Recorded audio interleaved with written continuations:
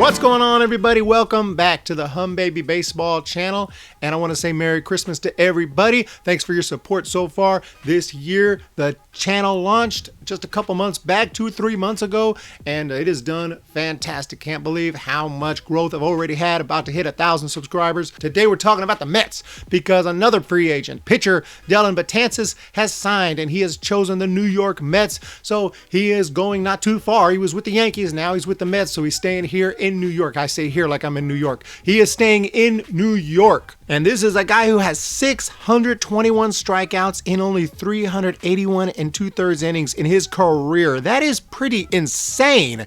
That is nuts. That is a 14.6 per 9 innings strikeout ratio. Absolutely insane. Just for a little comparison, Nolan Ryan, who led the league 12 times in his career, his best season was 11.5, his absolute best season, and that was a different era. Obviously hitters strike out more, but dang, 14.6 per 9. And I also checked out Aroldis Chapman just out of curiosity, and Chapman's even a little better at 14.8. But still, this guy, I knew he was a good reliever. I knew he was solid. I knew he could throw the ball hard, and he strikes out a lot of people. But when I saw that number, I said, what? 14.6 per 9 innings. That is sick. So Mets are getting a solid reliever at least, and possibly an absolute flamethrower, just depending on how he rebounds from a very injury-riddled 2019. That is going to be the main concern for the Mets. It's all physical. They know what this guy can do. He's shown it. He is a 4-time All-Star, 4 consecutive years making the All-Star team until last year, and he had a big shoulder injury, missed most of the year. He comes back finally in September, strikes out somebody, and then in celebrating the strikeout, he tears his Achilles tendon. It's like, oh, fabulous. So the guy just constantly was hurt last year, but honestly, that was his only bad year. That was a rough year because of injuries. So the Mets are going to take a little bit of a gamble here, I guess. But, they're saying, hey, it was just 1 year. It's not like it's, a lot of guys 2-3 years removed from a great year, and teams will sign them hoping that, they find that magic they had like 3 or 4 years ago. This ain't like that. This is a guy who was just dealing in 2018. One tough year. Mets are going to say, hey, we need to go for this, because the Mets are a team that's very good, and they're always just fighting for that playoff spot, and they just have been missing out lately. And the Mets are not trying to miss out anymore, but they're going to have a lot of teams to deal with over in the East, with the Phillies constantly improving, the Braves. There are just a lot of competition over there in the East in the National League. So the Mets are looking to compete in 2020. And Betances is joining a bullpen that has been a little shaky over the past few years. There's a lot of what you would call, I guess, quadruple A pitchers in there who do well in the minors, struggle in the bigs, but they do have their solid, Edwin Diaz as their closer. They still got Familia there, their former closer, and he is still pretty good. So they're going to be fine now by adding Betances in there. And you got Daniel Zamora, and he is a solid pitcher with 10.3 strikeouts per 9 innings. So their bullpen, assuming Betances can come back to form just a little bit, I mean, he doesn't have to, be the absolute top of the line flamethrower he was for those 4 years, but if he is just close, if he just gets back to somewhere near that level and shows that, okay, 2019 was just a tough year, injury problems, I'm fine now, well, yeah, this Mets bullpen is going to be okay. And taking a look at the rest of the team, J.D. Davis over in left, that's a 307 hitter, 22 bombs, 369 on base. He's going to be pretty good over there. Over here in center field, as of now, is Brandon Nimmo. He, of course, had major injuries last year with bulging neck problems and everything. And another guy with major injuries is not even here on the list, and that would be, of course, Yoenis Cespedes, who missed the entire year with a fractured ankle. But if Cespedes can come back to form and be out there, well, that would be very helpful to the Mets, of course, and he's going to be an option for sure. I mean, that is obviously a superstar name. Don't know if he can still put up superstar stats. That's going to be the question. But we know who can, and that's Michael Conforto out and right. 33 home runs, 363 on base, 494 slugging. I hear a lot of Mets fans don't like Conforto. I don't know why. If you really don't like him, just send him over here to San Francisco. We would love to have him. Also, Dominic Smith, who is right now listed as the backup first baseman, he could play a little outfield as well. He played 32 games in left field, so they're pretty deep in the outfield. Should be okay. And how do I not mention Jake Marisnick? Almost passed right over him. They picked him up from the Astros. Didn't have the best year offensively, but the man can field. He is a solid defender out there, so he is going to save a lot of runs defensively. Could be a late inning defensive replacement or things like that, and he could start some games as well. So yeah, Jake Marisnick out there as well. Over in the infield, we have Jeff McNeil, Squirrel, over at third base, 23 big flies, 318 average. He's got a 321 career average and 735 at-bats. That sounds like a starting big leaguer to me. Jed Lowry is not even listed as a starter. He was an all-star in 2018 for the A's, hit 23 bombs.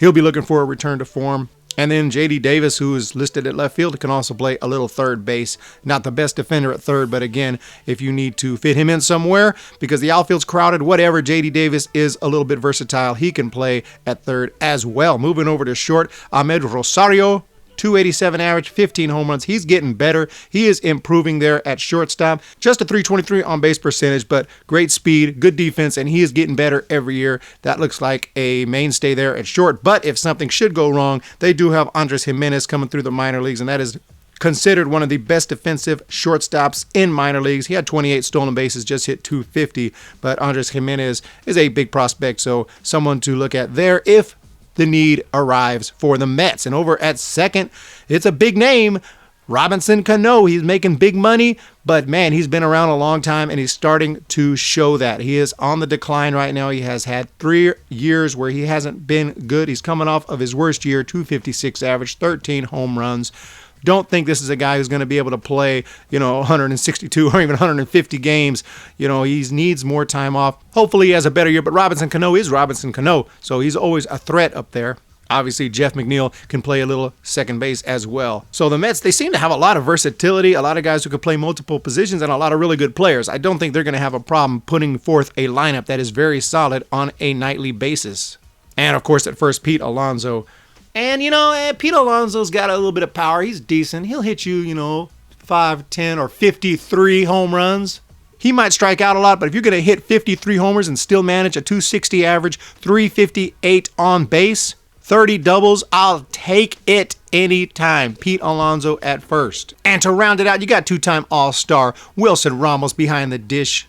He'll hit you a few home runs. He's going to get you a good batting average, but he knows how to handle that staff, and that is nice. So Wilson Ramos behind the plate. Feels like a pretty solid team, a pretty deep team, a team that has a lot of versatility, a team that has a good bullpen now, much stronger bullpen. You bring over Betances. If he can pitch anything like he used to, you're going to have a nice bullpen. And their rotation there pretty much speaks for itself. You got DeGrom, you got Syndergaard, Stroman, Porcello, Michael Wacha. But if they do need more help in that rotation, they got first-round pick, former Oregon Duck, David Peterson coming up through the minor leagues. He didn't have a great year in Double-A, but he did have 122 strikeouts and 116 innings. Despite his fastball being in the low 90s, he doesn't exactly blow people away, but he still finds ways to strike people out because he has great control. He knows how to spot the ball. I don't want to, compare him to like Greg Maddux, but I think that's the kind of guy that he would become if he could ever really unleash that talent and become, a great pitcher. But he is a first-round pick, and he does have some good stuff. 4.19 ERA in 24 starts.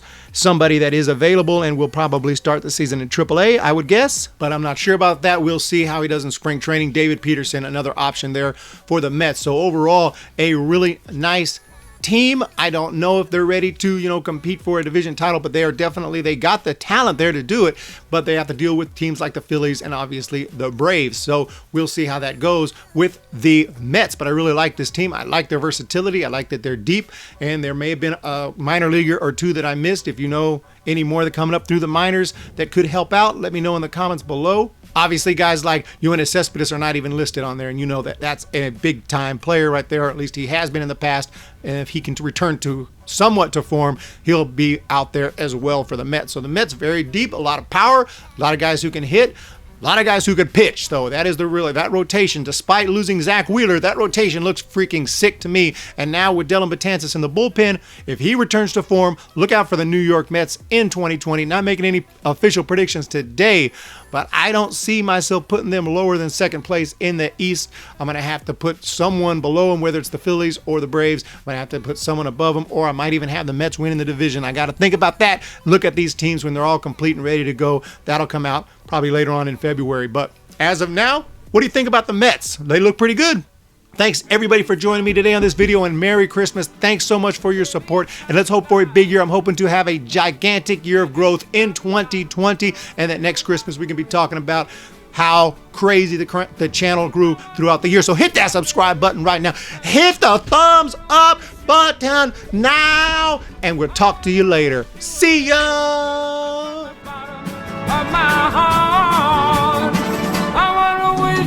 Merry Christmas.